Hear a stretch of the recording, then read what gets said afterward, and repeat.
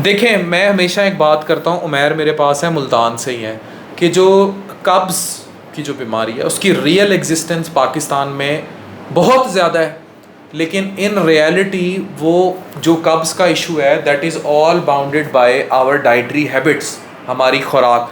तो ये भाई मेरे पास आए, ये बेसिकली फॉलोअर्स थे, इनका कोई बड़ा मसला नहीं है, लेकिन इनको 2 साल से इशू यही होता है कि डिफ़िकल्टी इन डेफिकेशन है, मतलब कि स्टूल या पखाना पास करते ही फेसेस सम प्रॉब्लम। ये क्योंकि देखो यार, ये फलाही काम है, इसमें बहुत सारे और लोगों की भी हेल्प मौजूद है, ठीक है। इसकी इस जवानी की उम्र में, जब ये 34 साल की उम्र में है, तो ये कोई बहुत सीरियस इशू नहीं है। हाँ, अगर आपकी उम्र 60 साल होती, 50 से ऊपर होती, तब it was something which should be seen out कि ये क्या मसला है, कोई रसौली, कोई कैंसर। लेकिन हमारे डाइटरी पैटर्न ऐसे हैं, और जिस तरह याद रखें कि नींद का पैटर्न अगर ख़राब हो तो आपको अक्सर रात की नींद उड़ जाती है। जैसे मेरा पैटर्न नींद का काफ़ी ख़राब है, क्लिनिक की वजह से मैं 3-4 बज जाते हैं और इस तरह।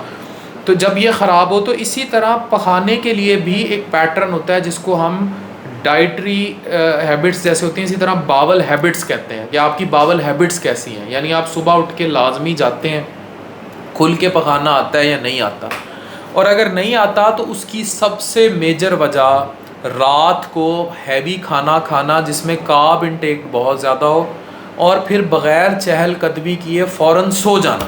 This is a problem. दूसरा, ये जो जंक फूड हम खाते हैं अपनी लाइफ्स में, KFC, मैकडोनल्ड्स, ये सारे हमारे यहाँ अब तो बजाय इसके कि डाइटरी पैटर्न ठीक होते, आप क्या शौक से खाते हैं? Raps, burgers? सर क्या आजकल तो मैं डाइटिंग पर चल रहा हूँ, मैंने अपना वेट लूज़ किया है अभी। वैसे क्या खाते थे शौक से? शौक से वही आप जंक फूड जो बाहर के बता रहे हैं वो भी शौक से खा लिया करता था, कोई परहेज़ वाला ना खाना, जब दिल करा जो दिल किया खा लिया। उसका नुकसान तो फिर सामने ही, पेट जो है अक्सर ख़राब रहना, और फिर अभी इसी मसले को लेके बहुत अरसे तक चल रहा है ये प्रॉब्लम, तो इसलिए मैं आपके पास हाजिर हूँ। सही। तो इसमें ये होता है कि इन लोगों को जब ये जो डाइट, जो जंक फूड होता है ना, it is not easy to digest. फिर हमारे यहाँ डाइट्स में लोगों ने सब्जियाँ बिल्कुल आउट कर दी हैं।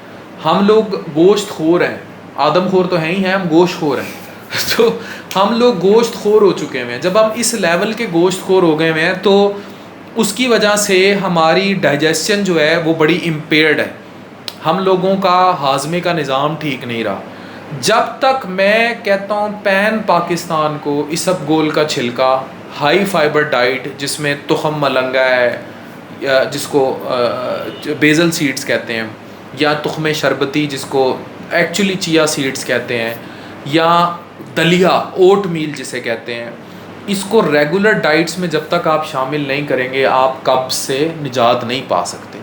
इसी तरह डिफ़िकल्ट डेफिकेशन का प्रॉब्लम तब तक रहेगा जब तक आप फ्रूट्स, वेजिटेबल्स, फ्रूट्स विद छिलका और वेजिटेबल्स को अपनी खुराक में शामिल नहीं करेंगे। ये प्रॉब्लम तब तक भी रहेगा जब तक आप पानी का इस्तेमाल कम अज़ कम 2 से 3 लीटर अपनी खुराक में नहीं करेंगे। ये प्रॉब्लम तब तक भी रहेगा जब तक आप अपनी स्लीप साइकिल को एडजस्ट नहीं करेंगे अपनी बावल हैबिट्स के साथ।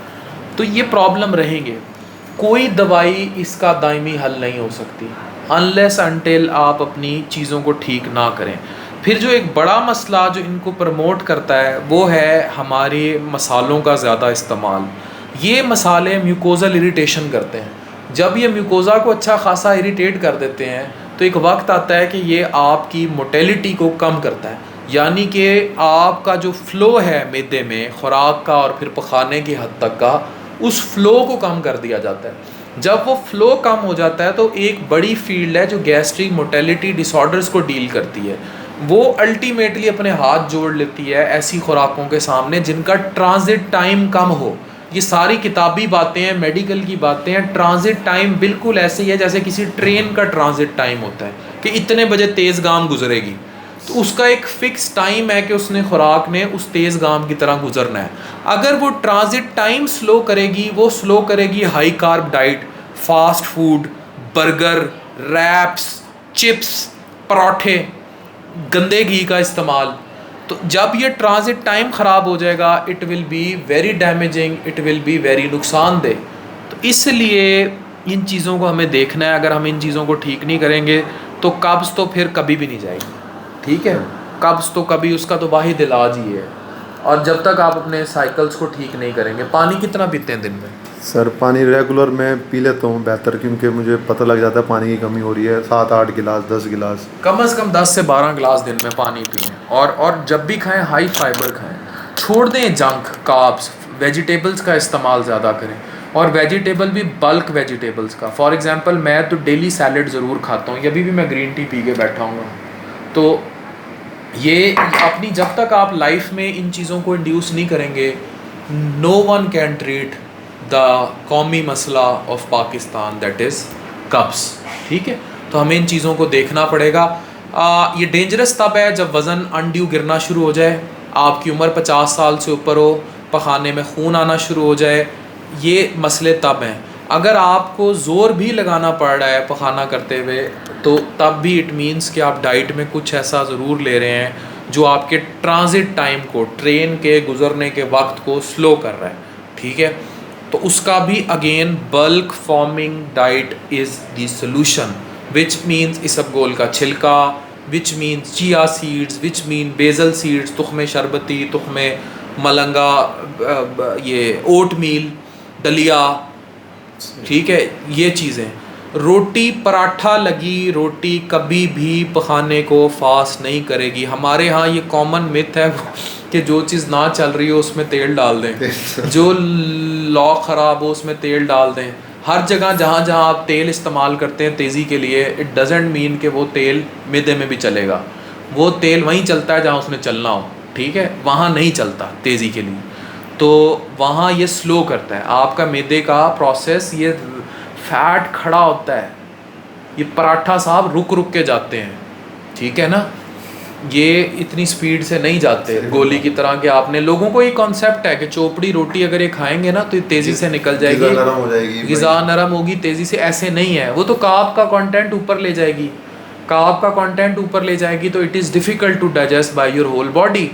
तो ये बिल्कुल भी ऐसी बात नहीं है कि आपने उसको तेल लगा दिया तो मछली की तरह रोटी गई थल्ले। कब्ज़ का इलाज बिल्कुल भी पराठा नहीं है, तो इन चीज़ों को भी ठीक करें। उसका इलाज है दलिया खाएं, उसका इलाज है फ्रेश फ्रूट वेजिटेबल छिलके के साथ खाएं, उसका इलाज है चलें, खाना खाने के बाद वॉक करें, पहले वॉक करें, अपने आप को फिट रखें, चर्बी ना आने दें पेट के ऊपर, ये इलाज है। तो this is the solution which can make you, इश्क है, इश्क की डेफिनेशन ये है, इश्क can make you or break you, and if it break you it again make you. तो कब्ज़ भी यही है कि ये यहाँ तो आपको बना देती है, यहाँ आपको बिगाड़ देती है, और अगर आपको ये बिगाड़ भी देती है तब भी आपको बना देती है। तो कब्ज़ का इलाज यही है कि जो बताया डॉक्टर अफान कैसर साइनी। इन्होंने एक बड़ी प्यारी बात कही, वो हम वीडियो के एंड पे ऐड करें, सी कि इन्होंने कितनी ट्रांसफॉर्मेशन की है। ये ट्रांसफॉर्मेशन भी इन्हें कब्ज़ के में मदद करेगी। पहले कितने मोटे होते थे और फिर कितने पतले हो गए, तो ये भी एक इंस्पिरेशन है।